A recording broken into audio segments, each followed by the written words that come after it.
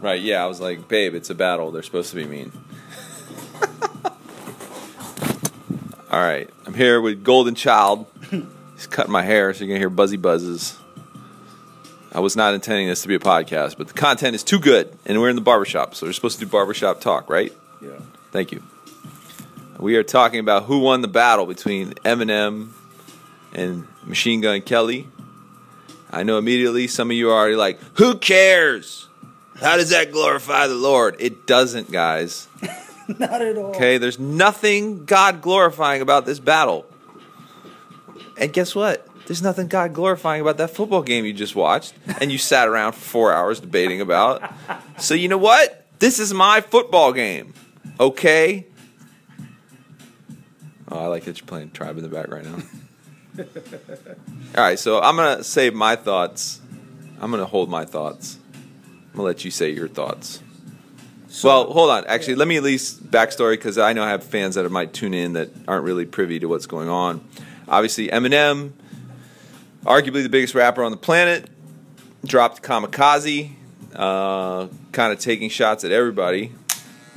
The very first one to respond was a Cleveland white rapper by the name of Machine Gun Kelly. And his response came, I think, almost like 2 days, right? Yeah, It's like 2 days right after the surprise album dropped. A day later. It was pretty close. It was a fast response, coupled with a video. Yeah. And then once that came out, his song went to #1 on iTunes. Yeah. So, and I think kind of the first initial things that people said was, Machine Gun who? Yeah. Because a lot of people, he wasn't on the radar. I've known about him. He's been out for almost 10 years, I think. He never really had a straight hit, but He came out when he was 20. How old is he now? he's up there. He's pushing 30. Okay. Yeah, I think he's been out for like about 10 years. But anyway, he's never had like a huge hit of any real sort, but he's been signed to Diddy's label forever. And supposedly the beef was stemming from his commentary 6 years ago about Eminem's daughter in a tweet. So he made a response really fast called Rap Devil. It's sort of a response to Eminem's song a couple years ago called Rap God. So yeah, like I said, nothing of this glorifies the Lord. Let's just get that out the plate. Let's just get that out the gate right away. But I think a lot of people were pleasantly surprised by his response because I don't think anybody was expecting anything. I think a lot of people were just like, dude, it takes guts for you to go at Eminem. Yeah. Out of all the people he took shots at, he was the only one that actually responded. Mm-hmm. Actually, that's not true because Lil Pump and all the Lil rappers were like, he dissed me. I'm so they were actually like proud of it. They were like, it's an honor to be dissed by Eminem. Yeah. So anyway, okay. Enough backstory. What is your thoughts on it? I told a friend of mine, I said it's the first actual diss track against him, and then it was actually decent. Like, you go back to the Benzino beef or the Ja Rule beef, and it wasn't really that impressive. It was actually kind of eyebrow raising. I was like, oh, okay, he's going at him, and kind of like what you said. I mean, I had heard some of his songs, but I didn't even know what the guy looked like. And the only reason I heard his songs is because they'll come on sometimes here at the barbershop, so I recognize the song. But kind of like what you said, I was like, Machine Gun who? I mean, even though I was familiar, but it was like kind of fire under the radar thing, Yeah. I think it would be interesting to side note that me and you back in the day, I guess it was back in the day. We used to be in the local battle scene. Not this kind of battle. It wasn't song versus song, but this was like freestyle battle, 30 seconds. You don't know who your opponent is. You got to freestyle, and you have 30 seconds to rebuttal. And I thought the one thing that was so interesting about the time is we both being believers, obviously our battle tactics were different. Yeah. We didn't, resort to colorful language. I do remember you saying one time a guy's boots were ugly. That was kind of mean. Did I say something? Yeah, you said you with your big old boots. Did I really? That didn't sound like something I'd say, but all right. you said something about fruits and you're riding fruits with boots. Huh. I said, how you gonna talk with your big old boots? I only remembered it because you said big old. Not that this was the Dina's battle, the Dina's dance party battle. Anyway, so back in the day, I hate using that phrase. It's so played out, but it is back in the day. Me and you would always finish. One of us would win the freestyle contest, the other person would win the battle, then the other time it would be the other person would win the freestyle contest. Yeah. And I never forget, our local radio station was like, I don't know how to explain it, 2 guys that don't cuss, and our Christians are the 2 best battle rappers in the town. Didn't DJ Quest tell Bubba Sparks? Yeah. Yeah, when we do the battle raps around here, the 2 best battle rappers and freestylers are 2 white Christian kids. He goes, they'll tear you apart and then give you a hug. Because it doesn't make any sense. So, now, I guess maybe we could even talk about, like, I know there's still some people that are like, well, how can you, by nature, battle as a Christian, that if it's about boasting, that should go against what your speech should deliver? You know, how can you battle as a Christian? I think that is a good point. That is a good, valid question. But you can battle and not be resorting to those tactics. Yeah. In my humble opinion. And I've always kind of looked at it as, if I walk up to you on the street and I punch you in the face, I'm going to jail. Because that's assault. Mm-hmm. But if we go, okay, I don't know you, but we're gonna have a boxing match. We're both put on gloves. There are certain parameters and there's certain rules that we're gonna follow, and we'll square off for this amount of time, and we'll declare a winner at the end. That to me is what battling is. That's the difference between dissing somebody or battling somebody. Yeah. Do you agree? Yeah. So if I go on wax and I just call you a big, ugly poop head and say that your boots are ugly, I think that's over the line. If we both want to square off in the sense of snapping on each other maybe, or, you know, I give props to those guys like, what's his name, Loso Che? Do you know him? Yeah. And like A-Ward, and who's the other guy, Saga? Like those, and of course the Free Daps guys, like those guys really represent in that battle arena. You know what I'm saying? Yeah. Okay, I've hijacked your speech twice. That's good. You're good. I just want to get that out of the way because I can already see the argument starting. So I have to like talk about that. Well, it's funny because I even though I probably could battle, I've kind of strayed away from it just because of a lot of the backlash on it. Yeah. But I see both sides of it. I like your analogies right there. It's pretty good. And it's definitely not for everybody. No, it's not. It's definitely a hip-hopper's hip-hopper art form, you know what I'm saying? But this MGK Eminem thing isn't even remotely close to that. This is 2 guys just lobbing insult-filled songs at each other. Correct? Yeah. Can I just say one other thing? What's that? If you boil it down to its core, diss battles are nothing more than 2 grown men writing poetry about each other in separate rooms. It's pretty funny. It's pretty true, though. Sorry. Anyway, please continue. You know, and then I honestly, after watching the Eminem Sway interview, I didn't think he was going to respond. And then the next day after the interview drops, the diss track dropped. Yeah. And at first, you know, definitely thought it was good. I definitely thought he won the battle, but at first I didn't think Eminem came hard enough. And then can I stop you there? Yeah. When people say, I don't think you come hard enough, what does that actually mean? When people go, yo, that's not hard enough. What?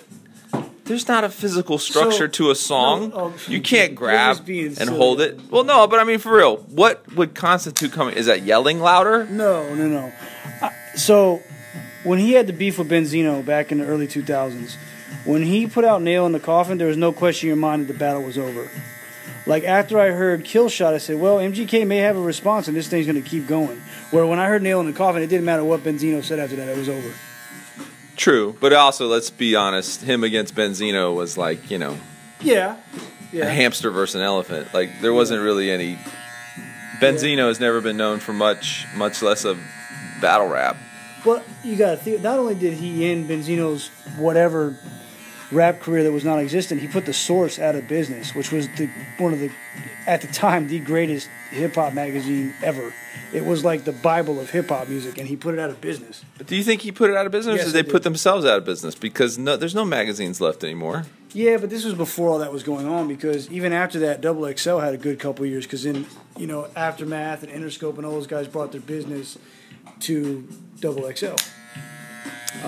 Yeah, that is an interesting thing to be said, that I think in this day and age when people go, yo, he about to end your career. I don't think in the internet world No, it doesn't you can exist the way end it did people's then. careers anymore, because there's a fan base for everybody. Yeah. So that's one thing I noticed about the battle was, Although last night MGK got booed off stage at his concert. I don't know if you saw that. no, I didn't know that. Yeah, he performed Rap Devil and the crowd booed him off the stage. Couldn't even finish the song. Where was this? I guess he's on tour opening up for Fall Out Boy. And he got Really? booed off stage. He did his set and then tried to close it out with that, and the crowd booed him off stage. Oh, well, where do you do it? In like Detroit or something? I don't know. You got to think, Eminem, he's... No, I know. There's no question. I mean, that is another thing I noticed, because I swear, here's when I realized this battle was not just some rap stuff that I was going to talk to you about in the barbershop. I was in Kissimmee on Friday when it dropped, when the thing dropped. Yeah. And I walked up to my hotel room, which was outside, and there's a guy sitting on the... Your hotel room was outside? I mean... Yes, it was a campground. I didn't want to talk about it. Let's talk about it. You want to talk about it? Campground, let's talk about it. Talk about it. No, it was open where you walked outside when you went Gotcha, outside. okay. So the guy was sitting smoking a cigarette around the corner, and as I walked up, sure enough, he's got his phone out, listening to it. To Kill Shot? Yeah. And he was just kind of sitting there, and I was like, we kind of gave each other the bro nod, the rap bro nod, and I said, Kill Shot? He's like, yeah, man, I'm just listening to it now. And I was walking by him, and I don't know if I said something like, well, I think it's over. I don't know. Anyway, it was like in that half second, we were both like, yeah, we get each other. Yeah. So I thought, oh, it's just an isolated incident. Sure enough, I get up in the morning, dumb early, 7 a.m. I'm walking across the street to the Starbucks. The roads are deserted. Guy pulls up at the light. What's bumping out of his car? Kill Shot. Kill Shot. Now, granted, Kissimmee's probably a little more Yeah. urban, so to speak, but still. Then I was like, oh, this is everywhere. Yeah. This is the battle that people are going to talk about, you know? I think it's good for hip-hop. Okay, why do you think it's good for hip-hop? Because white people are beefing with each other? It's white on white crime? That's what it is? We need like our own version of Al Sharpton to step in? MC Search, he's going to be our broker for peace? So I don't, to sound like an old man, I don't consider mumble rap hip-hop. But I don't think most people would. But here's the thing. So mumble rap is its own thing. Yes. And like one of the guys I work with here at the shop made a good point. He goes, well, these guys are not rappers, they're artists. So whether they quit, to them, at the shop today, he said, to them, fame is more important than a rap career. Oh, yeah. So as long as they're making money All on sizzle, YouTube no or steak. Instagram or whatever. So I think it's good for hip-hop in the sense that it's going to bring back a core audience to hip-hop and maybe bring hip-hop more back center than it's been over the last 5 years. You know what I mean? Or maybe it just meant those people that have been frustrated all of a sudden were interested again. Maybe the older generation Possibly. that came up on more lyric-driven. I mean, I think there are people that are Eminem fans because, say, a bunch of girls, they just like the way he looks. Mm-hmm. Or maybe they came up when he was, they were kids. Or maybe they're into the angry Eminem version. Or they're into the silly Eminem version, Yeah. But this was interesting because I listened to somebody talking about the battle, and this is what the argument was. They said Machine Gun Kelly made a better song, but Eminem had better verses. Well, So depending on what you looked at, like what you value in hip-hop, depends on who you think won the battle. Because if you're into lyrics, beat choice and hook is like kind of matter. irrelevant. Yeah. That's funny. I had the same conversation with my last client. But if you're into beat and hook, lyrics are kind of, take a back seat. You see what I'm saying? And I think, too, if you're younger, you know what I mean? But you know what the saddest thing I heard about it? What? This guy, this commentary was essentially saying, oh, you're being too complex. You have too many. You're making me have to go back and rewind and listen to what you said. And it wasn't like that's a compliment. It was that hurts my brain. Yeah. I'm like, really? Are we this dumbed down? Yeah. Are we really this dumbed down as a society that you know, it hurts your head to rewind? Being that I work at a barbershop, we have all kinds of people that come in here. Yeah. And this young kid came in Friday, like right after it dropped and didn't know it had dropped. He's 20 years old. And he goes, well, it doesn't matter because Eminem's irrelevant. And I said, why is Eminem irrelevant? I said, he dropped Kamikaze and went platinum in an hour. He goes, that doesn't matter anymore. He goes, he's got no followers on SoundCloud. He's got no followers on. He started naming all these social networks because this generation cares about that's their follows sales and likes. Yeah, that's their true. Sales. That's true. And so it's just two different mentalities here, and I couldn't even rebuttal that because it's a totally different mentality. Here I am thinking, well, yeah, a 45-year-old man just murdered the rap game because he dissed everybody and went platinum in an hour. To this kid, it didn't matter. Not unless you go 100K on SoundCloud. Exactly. Yeah. So that was interesting. That's what I talked about in my previous podcast when I said about the Eminem NF stuff. Oh, did you hear his subliminal diss at NF on his album? Well, I did a whole podcast about it. I think you dissed him. And I got a huge response about this from many levels. But the main thing that I was saying was that if you say, well, he's irrelevant, then you know what? To you, he's irrelevant. You know what I mean? And if you think he's irrelevant, it doesn't matter what he says. Yeah. You've already declared the winner. And I think that's the thing about music is so subjective. It's like, you know what? It's like when we would do those battles, remember? Yeah. And they were by audience applause. Yeah, whoever had more friends in the audience won the battle. Yeah, it took a superhuman effort yes, to make the crowd love you if they had more people. Like, you would have had to win so decisively. Yes, I agree. To sway the crowd. And that's how we would go in there. Like, we're not going to go mediocre because this guy's going to bring 40 of his boys to and the funny, shout him on. The funny thing was how as the night progressed, how the crowd just got smaller and smaller. So someone would lose and all the people would leave. You'd start the night with 100, 200 people in there. By the end of the night, there's 20. Yep. You're like, I won! And then like 3 people clap. Yeah, it's funny. Or how many times did guys lose a battle and go, I didn't lose, let's do it again? Yeah. And that's a good picture of the way the battles are now, especially with social media, because everybody's the audience now. Mm-hmm. You know what I mean? This makes you mad. No, it's just to make you feel like old man on the porch. Yeah. Get off my lawn! Get away from my petunias! You know, it's like at first I got really mad when like you had the Dot and King of the Dot and all these different rap leagues doing their acapella raps, and I thought that was garbage because it's like anyone can rap out acapella. You can't tell if they're on beat or not. And now I actually prefer that to the stuff that's going on with rap beef. Well, you know, what's funny about most of those battle leagues is they don't declare a winner. Really? I didn't know that. Yeah, most of those battle leagues now, their thing is they don't declare a winner. I shouldn't say most of them. I said some of them. They don't declare a winner because they actually get more views and likes if the audience fights it out. Really? That's interesting.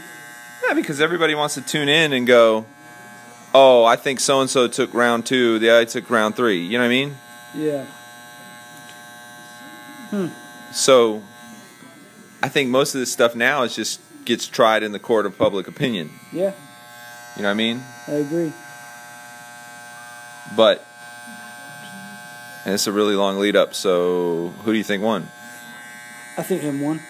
Yeah. And actually, a friend of mine was just in here and showed me a video of someone actually breaking down all the bars. There was stuff in there I never even caught. Like what? R. Kelly? No, I knew that from the album. But on the diss track, Kill Shot, like I guess even the first line I thought was kind of whack when he said watching 8 Mile on a Norda track. Yeah. But I guess it was a direct reference to the fact that Machine Gun Kelly said the last time he went 8 Mile was on a treadmill. So like these different things. Oh no, he took everything he said. He took it just like a battle rapper would. Rebuttal line, rebuttal line, rebuttal the line, rebuttal the line, rebuttal. More there was in the song. Right, and the fact that and this is what's another thing I read about while I was listening. They actually said, oh, MGK's first line about saying his beard was weird that's a better battle line than him rhyming handgun with man bun. What? And I'm like, because they said the average person can grasp, your beard's weird, man. Okay. Versus handgun, man gun with a man bun. Yeah. You don't understand, son. Like, they were basically saying your complexity works against you in this battle because the average person has the educational level of an 8th grader. But are rap battles made for the average person, or are they made for hip hop? Well, when you're talking about the biggest rapper on the planet, that's mainstream news. Well, what's funny is that line Machine Gun Kelly said about your beard is weird. I don't know if you remember when Eminem dissed Donald Trump and BET, but there was a fake line put out, a fake Twitter feed about Donald Trump trying to battle Eminem, and that was actually a line from that Twitter. Your beard is weird. Oh, gotcha. Yeah. Well, but see, to me, that, again, not that I had a ton of battle experience, but there would be times where guys would say stuff that is really not very clever, but it connected with the whole crowd. But it connected with the crowd. And you're like, I lost to him? Yeah. He just called me a poop face. Yeah. Yeah. You know what I mean? He said my breath stinks. Like, yeah. And the crowd went, ooh, he said your breath stinks. I'm like, come on, man. That's like the low-hanging fruit. But, like the infamous Juice and Supernatural battle, you remember that one? Mm-hmm. I always thought Juice won it until I watched the video of it, and then I knew why Supernatural won it. You had the crowd with it. Like, Juice's rhyme schemes were infinitely better. His, everything was just better, but it's like he was too complex for the crowd in a live setting. Yep. You know what I mean? Yep. As Cream plays in the background. Yeah, I like I said at the beginning with, man, I had friends of mine who aren't even into rap music sending me Machine Gun Kelly's song. Like, bro, did you see this, man? This guy's going at him. These same dudes are now big fans of NF, and they're not even necessarily Christian guys. They just like white rappers, I guess. Well, there is something to be said about relatability. Yeah. I think hip hop usually works on either extremes. Either you go for the guy that's like you, or you go for the thing that's so not like you, it's fascinating. Yeah. You know what I mean? Yeah, like I said, man, I just think it's real interesting, and some of what I saw in Eminem's interview was interesting because I just really learned through this that culture-wise, Eminem really is about the culture of rap music and hip-hop. Right, but he came up in an era where that was important, because that's the same era we came up in. Somebody hit me, they go, after watching Eminem's video, they go, I understand you better. Which one, the interview? Or? The interview. Yeah? They go, okay. He goes... They said he understood you better? He basically goes, you guys are very identical, just with two completely different outcomes. Yeah. Well, because what no one wants to talk about is in the era that M came up in, the era we came up in, being white really wasn't allowed in rap music. No. And when Dre kind of signed off on him, he legitimized white rap. If you want to call that a thing, but I don't think it's a thing. I'm just saying in general, like if you want to label it that. No question. Because up to that point, Vanilla Ice had ruined it. Yeah. Well, I think too that black rappers or black artists or producers were the gatekeepers for hip-hop pre-internet. But also the same way white and Jewish guys were the gatekeepers for rock music. You know what I mean? Like you had to be white and Jewish to be a rock artist? No, like the record industry. Oh, the record industry. Yeah. Okay. But like they were the gatekeepers in the sense of. Yeah, so you had to pass through. Well, rock is your thing and hip hop's our thing. True. There's probably some truth to that. I think what's happened is the internet now is the gatekeepers. Yes. So. And the court of public opinion. Absolutely. It's the reason why, like, Charlamagne the God hates Post Malone, but Post Malone has a lot of fans, So. And none of any of your podcast guys. You know what the funny thing is? No, they'll know. I got some. About Charlamagne? Oh yeah, absolutely. Okay. I would say too that you just made me remind me of something. I think too though, this is kind of like what I talked about in the Kaepernick thing with the Nike. Oh man, you did a thing about that. I just dropped it today. I did not talk about that. I just dropped it today, actually. Talk about that. Okay. Well, what I was saying was, whatever you feel about it, if you're a Nike fan and a Kaepernick fan, and maybe you haven't bought any shoes lately, you're going to go run out and buy some sneaks. Mm-hmm. So even negative publicity is good publicity. You know what I mean? People that, if Charlemagne hates on Post Malone because of XYZ, it's going to make his fans rally around him even more. Because we are all, like, music is so tribal. Yep. It's like you got to protect your little chieftain. You know? Yeah, I just know when we were growing up, and it's funny someone would say I get you better now, but like we had to be more intricate. We had to be, for lack of a better term, more witty.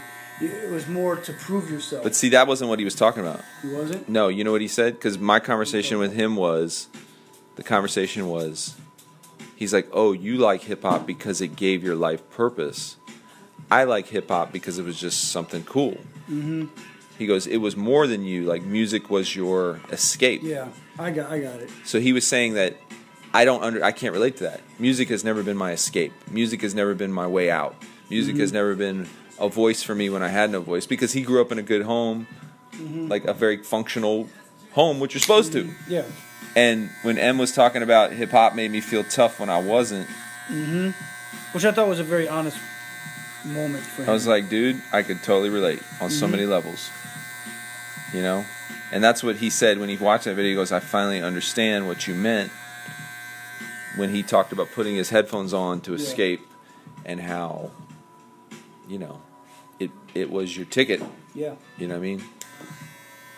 I went to the Juvenile Detention Center a couple weeks ago, and I was talking about, like, here's this culture, and I'm explaining it to them, you know what I mean, and where the origins were. And the kids were definitely listening, but they had no relatability. Yeah. They had no relatability. Well, we were coming up, the culture was really important. Yeah. And we prided ourselves on it. You know what I mean? Yeah.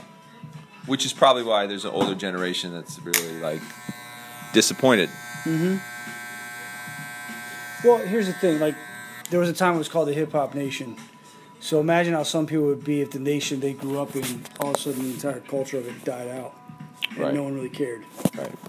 I know that's a bit of a stretch, but that's kind of the feeling. No, absolutely. Yeah.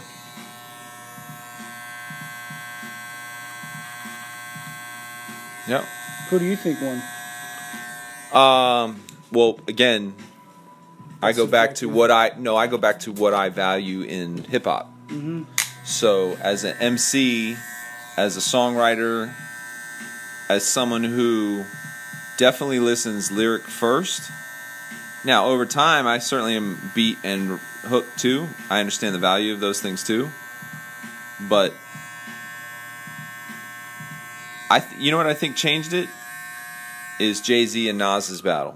Yes. Because then it became about who had the better song. And really, Drake became the one that changed the whole landscape, because they're playing back-to-back like a club song. So then now all battles are judged by popularity too. They're judged by, is it a better song, not who has the better lyrics. Which I've always believed, who has the wittier punchlines, who has the more complex scheme, who has the bigger vocabulary, who's rhyming more compound words. Not that it always has to be that. Yeah. But, and, you know, you got to be able to say some stuff that's just common things that just sound funny. Like when he said, it's probably the first battle rap that I heard that I went back and rewound it again. Listened to it twice, back to back. Me too. Just to make sure I didn't miss anything. But he said a couple lines that I literally laughed out loud when what is it, the one? I mean, the man bun handgun was, to me, was hilarious. And it's a really simple line, but it's like, it is kind of funny to be like, yeah, you're dissing me with. I'd rather be 80-year-old me than 20-year-old you. I laughed out loud in that too. And you know what? I'll be honest with you, just to be transparent, as an older guy, listen, I'm rooting for the older dude, because anything I've heard them say about Eminem, I've heard it say about me. Oh, you're too old, you're irrelevant, why are you still doing it? You know, I've never really understood. Now I don't really understand. I get why people go, oh, it's like, you know, it's like calling somebody ugly. You can't really change that. I guess you can get plastic surgery, but you call somebody old, it's like, what do you want them to do about it? You can't change that you're old. Yeah, that's true. Like, how can I change that? Yeah, I'm old. What do you want me to do? Like, turn back the hands of time? I can't change that. Now, you can be a better rapper, that's for sure. I just find it funny that hip-hop seems to be the only genre that's so obsessed with age. You got rock stars that are still rock stars in their 60s and 70s. Well, still selling out arena. Like, dude, you're not going to see an Adele fan when she's 50. You're like, you're old. Like, you know what I mean? well, you know what I think that is? I think that's because we're such a young genre. Yeah. And it was a genre started by young people. So we're Star Trek, you know what I mean? Like, we've never been in this part as a genre before. But I think part of that also is street culture, where it is always about the new thing. You know what I mean? As I literally sit here getting an edge up that I don't really necessarily need. So I'm just as bad.